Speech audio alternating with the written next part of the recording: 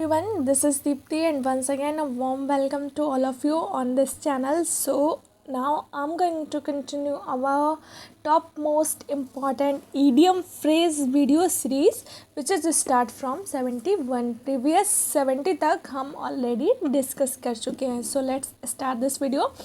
बहुत इम्पॉर्टेंट है आपका ये द 3 आवर्स. बहुत सारे एग्ज़ाम्स में बहुत बार पूछा गया है.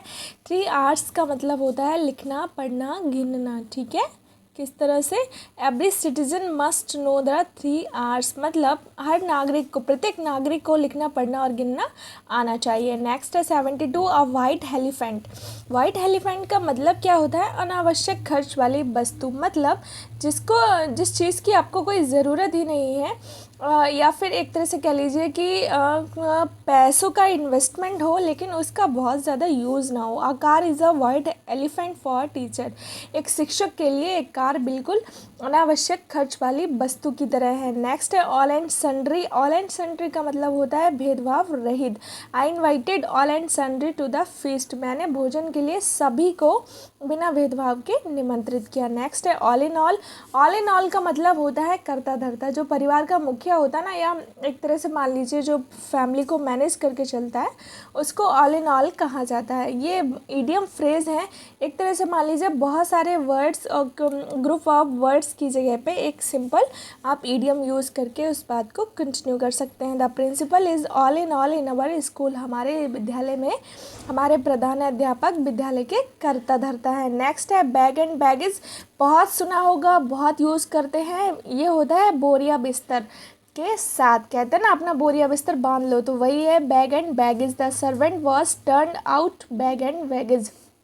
उस नौकर को बोरिया बिस्तर के साथ निकाल दिया गया. नेक्स्ट है bread and butter. Bread and butter अक्सर इसको हम अपने ब्रेकफास्ट में यूज़ करते हैं.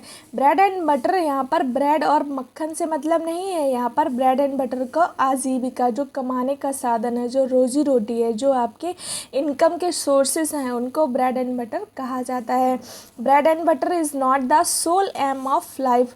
आजीविका कमाना किसी भी जीवन का उद्देश्य नहीं है ना. आजीविका कमाना जीवन का उद्देश्य है, लेकिन ये सिर्फ ये ज़िंदगी आपको इसलिए नहीं मिली है कि सिर्फ आप आजीविका कमाएं. कुछ और बहुत सारी इंपॉर्टेंट चीज़ें होती हैं, हमें उनकी तरफ भी ध्यान देना पड़ता है. नेक्स्ट है आपका first and foremost. First and foremost इसका मतलब होता है पहला भी और सबसे इम्पॉर्टेंट भी. ये बेसिकली वर्क डिसीजन में यूज़ किया जाता है, टॉप प्रायोरिटी के लिए यूज़ किया जाता है. Our first and foremost duty is to serve our parents. हमारा सबसे पहला और सबसे प्रमुख कर्तव्य है वो है हमारे माता पिता की सेवा करना, उनके प्रति जो हमारी ड्यूटीज़ हैं उनको फुलफ़िल करना. नेक्स्ट है किड एंड किन. ये होते हैं संबंधी, relatives. He invited his kid and किन टू द फीस्ट.